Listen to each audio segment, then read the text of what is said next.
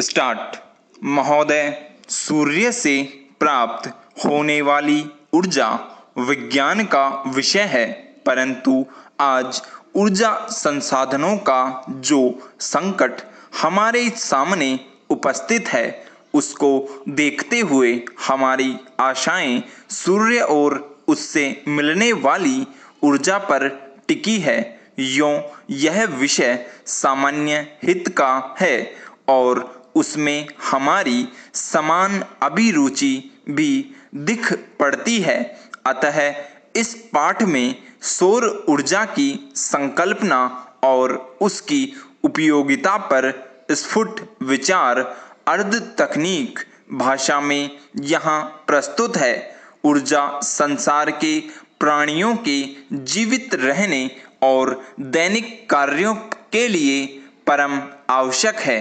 पेड़ पौधे सूर्य से ऊर्जा ग्रहण करते हैं। सूर्य से प्राप्त होने वाली ऊर्जा को ही सौर ऊर्जा कहते हैं।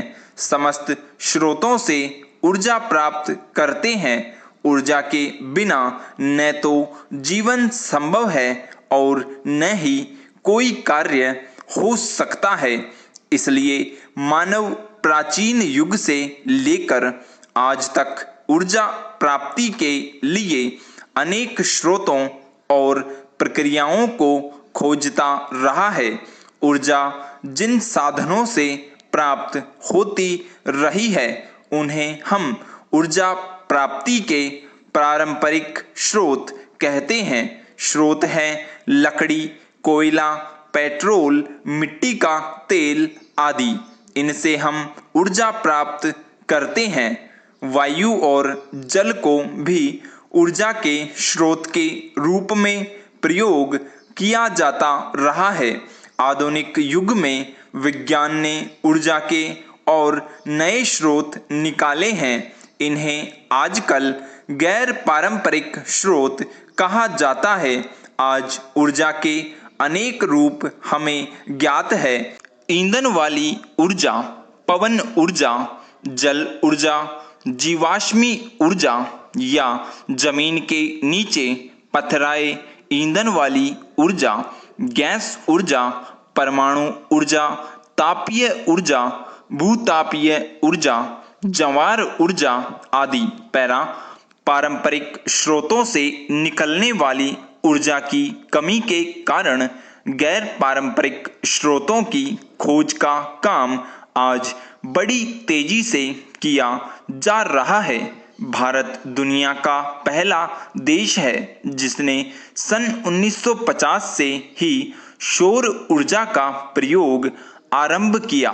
सन 1973 में जब पेट्रोल, मिट्टी के तेल आदि पदार्थों का संकट अनेक देशों ने अनुभव किया, तब वैज्ञानिकों ने व्यावहारिक स्तर पर सूर्य को ऊर्जा के प्रमुख स्रोत में स्वीकार किया।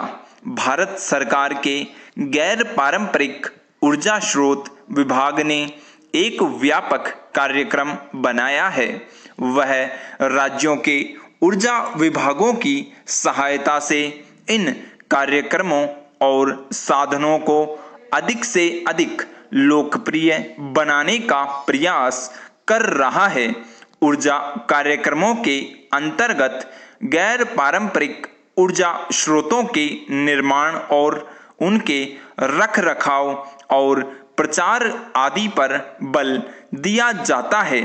इनके अनुसंधान तथा विकास के लिए उच्चतम तकनीकी ज्ञान तथा प्रशिक्षण को बढ़ावा दिया जाता है। सौर ऊर्जा हमारे अनेक कार्यों में उपयोगी सिद्ध हो सकती है। सौर ऊर्जा से बिजली भी पैदा की जाती है, जिससे घरों में और सड़कों पर प्रकाश होता है।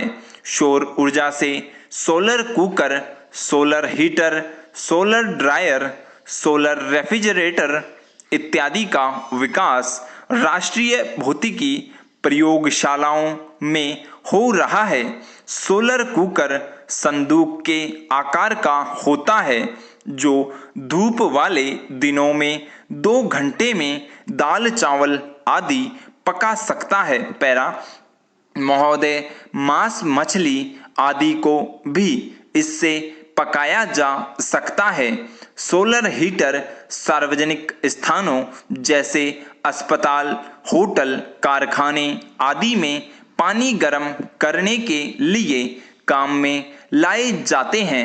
सोलर ड्रायर की सहायता से अनाज, तंबाकू, नारियल, इमारती लकड़ियां आदि को सुखाया जाता है।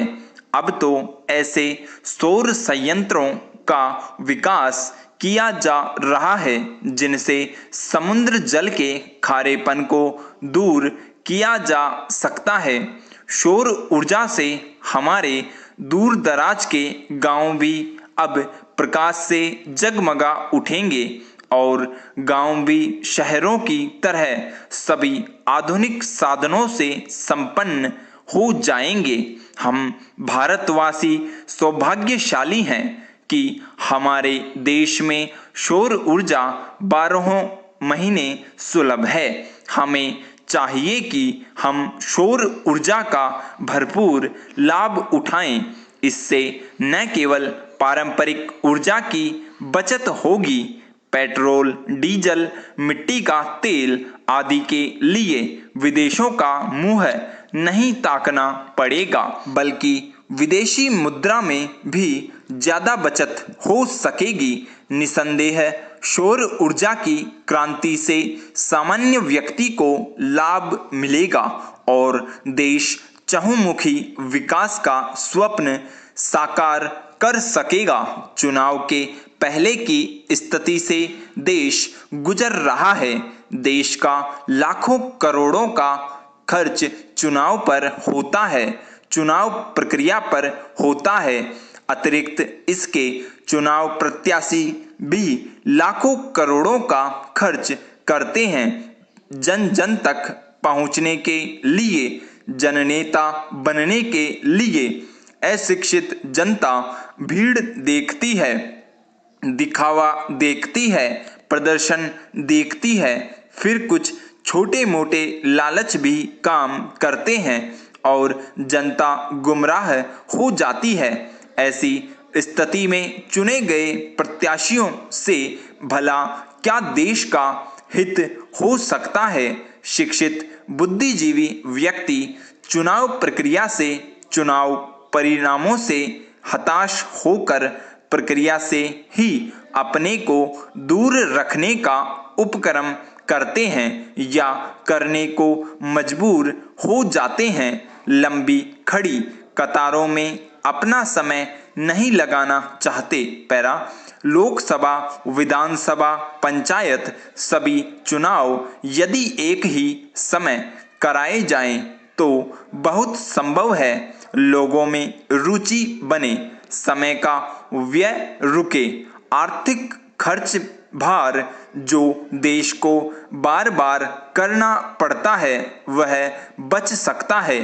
क्या ऐसा कुछ सोचा नहीं जा सकता?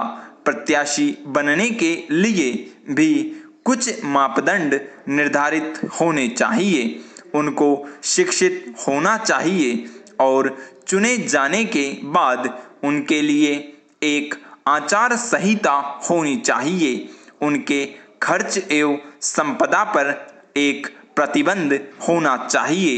एक गवेषणात्मक दृष्टि होनी चाहिए। समाज का हित चाहने वाले ऐसे चुनिंदा लोगों का जीवन महात्मा गांधी की तरह सरल, स्वच्छ एवं सादगी वाला होना चाहिए। यदि ऐसा होने लगा तो व्यापारिक भावना से आने वाले प्रत्याशी स्वयं हट जाएंगे। अच्छे चुनिंदा व्यक्ति ही देश को सही दिशा दे सकते हैं, देश का हित कर सकते हैं। बहुजन संप्रेषण के माध्यमों के अभिनव विकास तथा राष्ट्रीय चेतना का अंतर्राष्ट्रीय जीवन से संबंध बढ़ा है, जिसके कारण मनुष्य की सामाजिक और आर्थिक समस्याएं भी जटिल होती गई है। वैज्ञानिक और तकनीकी विकास भी निरंतर ऊर्ध्वमुखी हो रहा है। विराम, स्टॉप।